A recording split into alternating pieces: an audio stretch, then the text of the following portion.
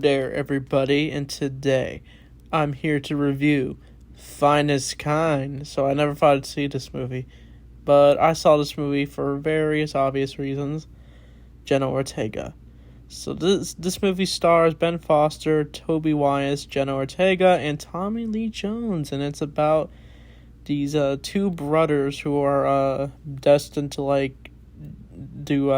pursue their goals of this boat called the Finestkind. But after their one boat gets into an accident and they're rescued and they celebrate their victory of survival, it takes a turn on their family once they go on a new journey towards their career goals or something. It's quite a complicated movie. So I would say this is more of a thriller movie.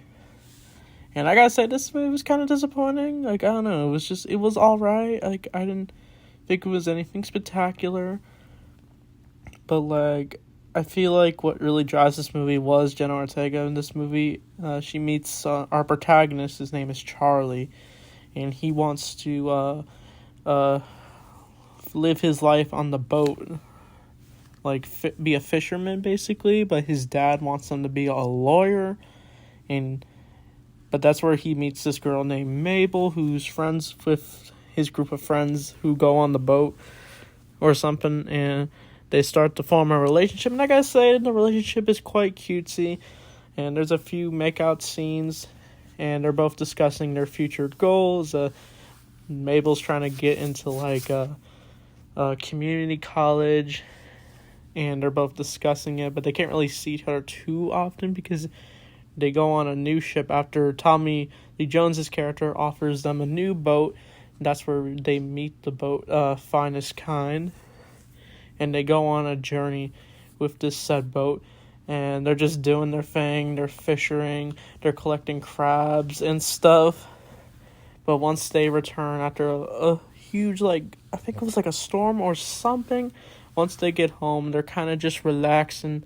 They have this barbecue and celebration or something, and that's where these two explore their friendship. And it turns out Mabel has issues with her own parents, and she's trying to stay away and make her own decisions.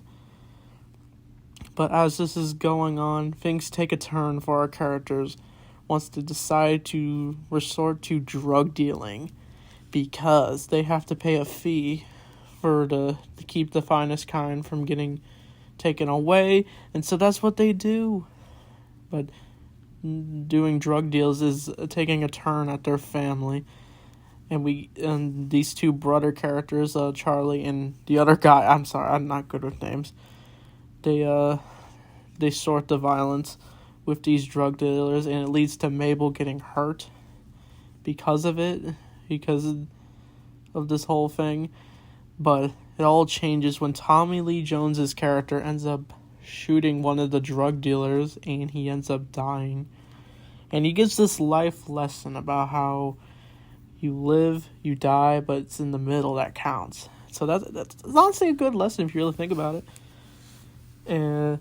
But his character's also interesting too, because it turns out his father's character ended up dying of cancer, and the disease is now passed on to him, but he feels he doesn't want to fight since he just wants to die, just like his dad. But our two main characters are trying to keep him fighting. But it turns out after he commits this act of saving our characters' lives from drug dealing, he ends up getting sent to prison because of it, even though he did help save them. And I think they end up paying the fee, and we get this beautiful shot where the Finestkind goes off to the shore, and Mabel smiles at them, and I think that's the movie.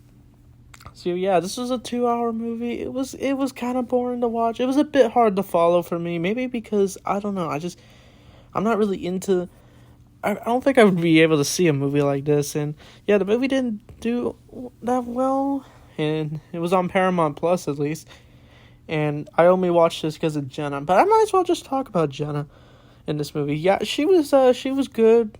She was cute in this movie, and it was cool seeing her future goals and stuff, and it kind of reflects on how we can reflect on our own future goals in our real lives. Yeah, and like I said, her relationship with the Charlie character was cute, and yeah. I think I just blushed every time I saw Jenna on screen. Like, I thought she wasn't going to be in the movie too much, but no, she's in the movie majority of it, which was quite nice. And this is a decent Jenna Ortega movie, but it's not as good as, like, Scream 6, for sure, and which is a random thing to bring up. But anyway, I probably give Finestkind like a 6 out of 10. Like, I don't see myself rewatching this movie. Maybe I would watch it with a friend just to discuss Jenna Ortega, but then I'd probably move on. But anyway, the next review is going to be Blue Beetle. We'll go more in depth with that movie. But anyway, thanks for watching, and see you guys next time.